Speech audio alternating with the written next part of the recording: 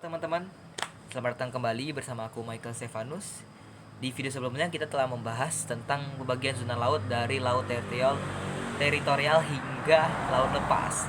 Oke, di video kali ini kita akan membahas tentang garis pangkal di hukum laut internasional.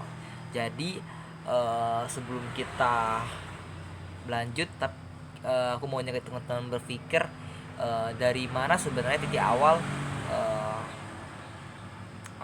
untuk mengukur gitu loh semua zona yang sebelumnya kita bahas itu. Jadi untuk mengukur zona laut internasional, zonasi laut hukum laut kemarin, kita perlu menarik titik atau garis yang supaya kita bisa mengukur zonanya gitu loh. Nah, inilah yang disebut dengan garis pangkal, yaitu mengukur garis titik awal untuk perhitungan zonasi itu. Jadi untuk mengukurnya teman-teman, kita mengukur dari bibir pantai saat air pasang.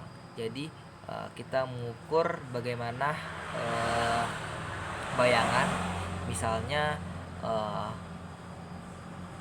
bayangkan di garis pangkal ini teman-teman, itu seperti pintu masuk atau patok awal gitu. Jadi di sebuah negara yang punya laut, kita mengukur garis titik awalnya, bagaimana dia punya laut itu dari titik awal itu disebut dengan garis pangkal. Jadi ini titik awal untuk mengukur siap zonasi pada laut. Hari ini kita akan bahas 3 jenis dari garis pangkal itu sendiri, yaitu garis pangkal biasa yang pertama, yang kedua garis pangkal lurus, yang ketiga garis pangkal untuk kepulauan. Jadi khususnya kita akan bahas bagaimana Indonesia sendiri menggunakan konsep ini dalam menyatukan laut Nusantara kita. Oke, yang pertama kita akan membahas pengantarnya dulu tentang garis pangkal itu apa sih. Jadi secara pengertian sendiri, garis pangkal itu titik 0 km dari suatu negara di laut. Jadi berdasarkan laut ada titik nolnya bagi setiap negara dihitung, yaitu disebut dengan garis kalayal, garis kayalal. Nah, kahayal. Jadi garis kahayal ini menarik batas laut dari 12 mil, lalu zona tambahan 24 mil, lalu ZE 200 mil. Garis pangkal ini kita geser, maka seluruh wilayah laut itu ikut juga bergeser gitu. Jadi negara garis pantai tentunya berbeda dan cara mengukurnya dengan garis negara kepulauan. Contohnya Indonesia, itu beda cara mengukurnya. Jadi berdasarkan UNCLOS teman-teman, kita melihat dulu dasar hukumnya. UNCLOS 1982 itu mengatur pasal 5, pasal 7 dan pasal 47 tentang bagaimana rincian cara mengukur dan menarik garis pangkal untuk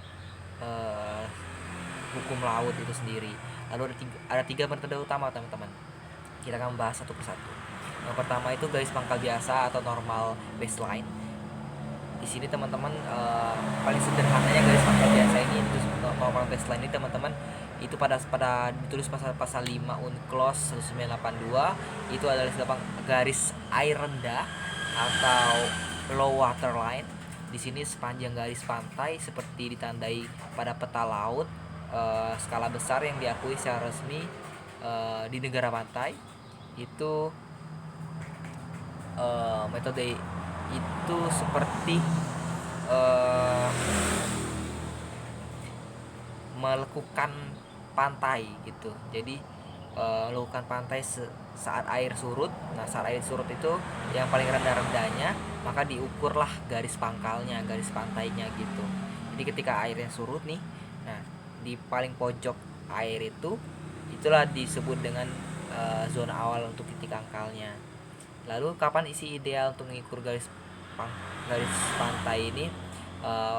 Contohnya di negara-negara pantai barat seperti Afrika dan Amerika, pantai mereka itu relatif lurus sehingga mereka menarik garis mengikuti kontur pantainya. Apa yang dimaksud ini? Jadi di garis pantai itu kan ada lekukan-lekukan itu.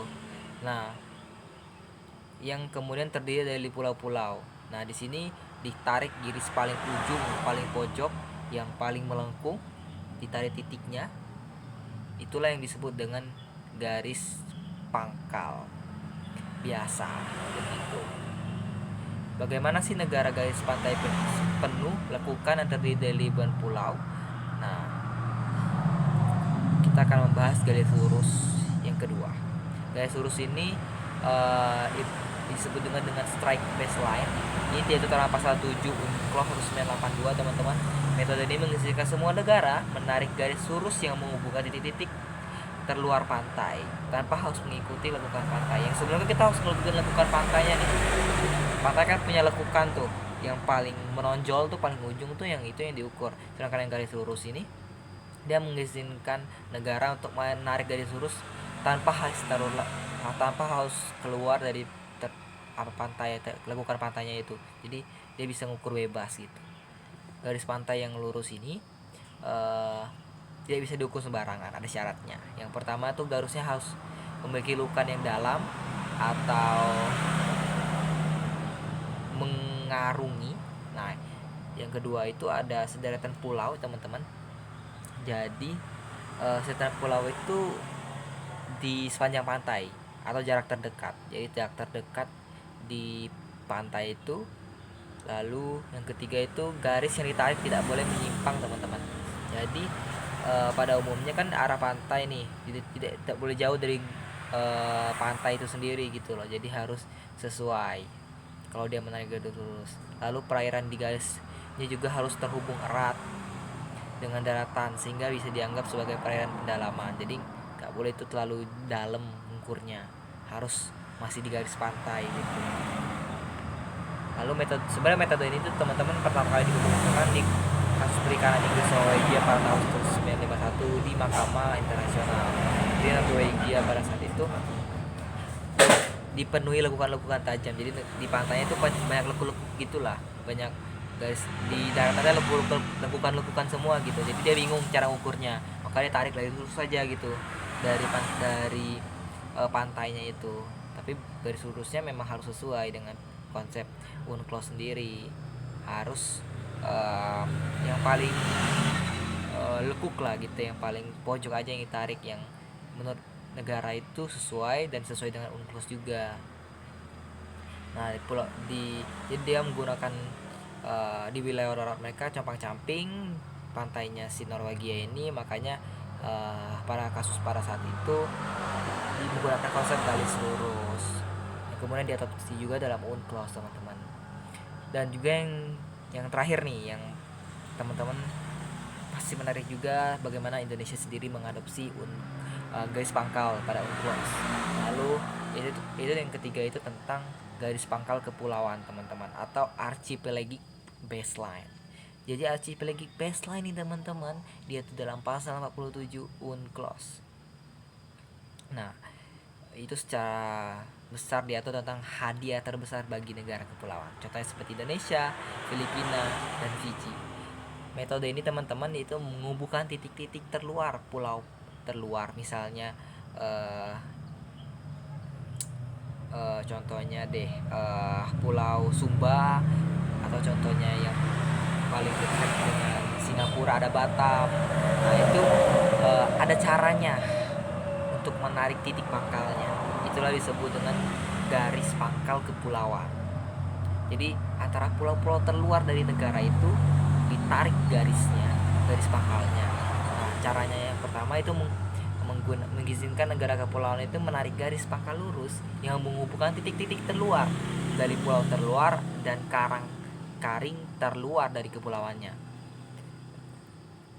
Ini digunakan supaya kapal asing bebas lewat di daerah pulau-pulau tersebut, lalu juga menghubungkan ujung ke ujung pulau, disebut dengan perairan kepulauan.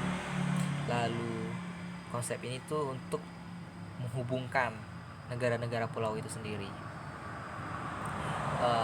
Bagi jelas ini berikutnya. Jadi di garis kepulauan ini, teman-teman, itu membandingkan antara luas perairan dan luas daratan ada 1:1 dan juga 9:1. Jadi daratan 1:1 dan airnya di bagian airnya 9:1. Jadi tariknya garis pangkal itu maksimal 100 mil dari laut. Namun 3% dari totalnya harus melebihi hingga 12 mil laut. Tidak boleh melebihi 125 mil laut. Jadi nariknya itu juga ada ketentuannya, itu 100 mil laut maksimalnya. Lalu penghormatan atas tetangga juga. Jadi misalnya negara itu Indonesia dengan Singapura gitu kan, di Batam itu ada garisnya tertentu. Jadi nggak bisa terserah kita buat narik dari Indonesia itu sendiri juga, narik garis pantainya. Jadi ada menghormati negara tetangga juga gitu. Jadi nggak boleh memotong akses negara tetangga juga. Misalnya di Singapura ngatur sampai ini 200 mil atas laut, ketika ditarik rupanya nyampe Batam gitu loh. Makanya di situ ada memotong negara lain juga gitu. Jadi nggak bisa terserah kita nariknya gimana. Jadi contohnya juga ketika kita mengadopsi hukum laut internasional juga, itu kan ada kasus deklarasi Juanda tuh pada tahun 1957, di mana Indonesia itu punya teritori Sea or Maritime Kerigen Ordo, dan ini 1939, di mana Indonesia itu hanya punya teritorial selebar 3 mil, yang itu sangat pendek sekali dari garis pantai. Sehingga pada saat itu menteri kita Insinyur H. Juanda itu mendeklarasikan Indonesia sebagai negara kepulauan dengan mengadopsi UNCLOS ini, teman-teman. Bukan, menggunakan konsep garis pangkal kepulauan yang kemudian diadopsi oleh UNCLOS. Jadi ini kesepakatan internasional. Indonesia pun memiliki garis pantai sekitar 6,4 juta kilometer pada saat itu. Jadi teman-teman, sejarahnya cukup panjang sendiri. Dari Indonesia itu sudah mengadopsi garis pangkal kepulauan itu sejak 13 Desember 1957. Kemudian UNCLOS baru ada 1982. Jadi sebenarnya kita sudah mengadopsi dulu nih tentang garis pangkal kepulauan itu sendiri. Jadi itu teman-teman, tiga garis jenis pangkal kepulauan, garis pangkal termasuk kepulauan yang ada di Indonesia. Menurut teman-teman bagaimana? Apakah ini cocok dan bagus untuk negara-negara seperti Indonesia sendiri dalam mengadopsi hukum laut, dan apakah adil? Ya, itu tergantung pada cara pandang kita dan bagaimana hukum memandangnya. Dan negara-negara juga, kita juga menghormati tetangga, misalnya seperti Indonesia dan Singapura kan garis pangkalnya deket banget tuh. Jadi harus ya kerjasama lah dengan baik gitu.